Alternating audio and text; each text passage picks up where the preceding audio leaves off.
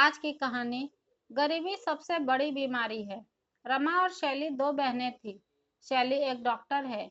शैली की व्यस्तता के कारण रमा को उससे मिलने लगभग 7 महीने से ज्यादा हो गया था। एक बार रमा को सर्दी और ऊपर से तेज बुखार भी हो गया था। लगातार 2-3 दिन से रमा का बुखार चढ़ उतर रहा था। इसलिए उसने सोचा कि वह अपनी छोटी बहन से दवा ले लेगी और इसी बहाने उससे मिलना भी हो जाएगा।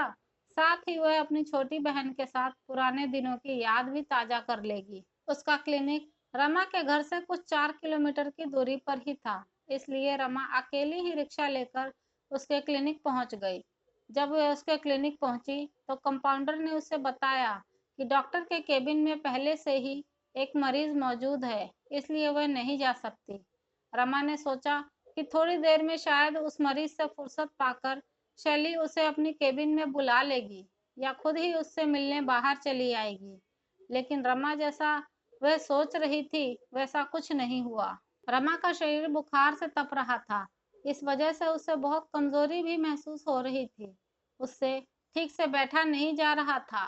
फिर भी न जाने क्यों देर तक बैठी रही।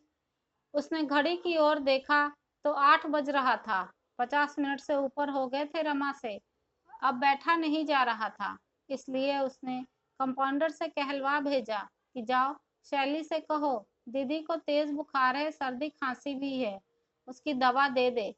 उसने सोचा शायद यही सुनकर वह बाहर आ जाए कि दीदी की तबीयत खराब है।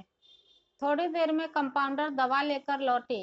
रमा के हाथ में दवाई थमा दी।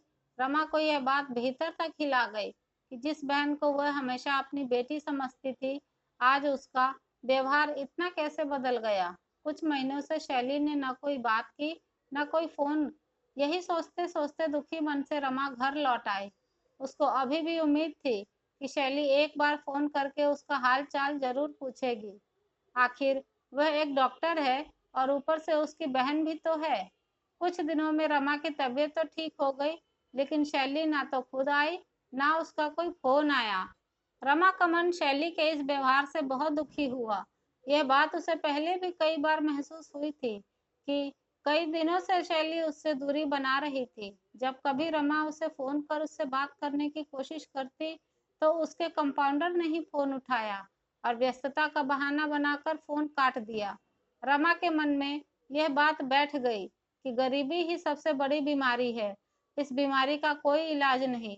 जब तक ये बीमारी साथ रहेगी तब तक अपने भी अपनों को नहीं पहचानते। और शैली के इस व्यवहार ने भी अब इस बात को सच साबित कर दिया कि पैसों के आगे रिश्तों का कोई मोल नहीं होता। आशा करती हूँ यह वीडियो आपको पसंद आई होगी, तो इसे लाइक और शेयर ज़रूर करें। चैनल पर नए हैं तो सब्सक्राइब ज़रूर कर लें।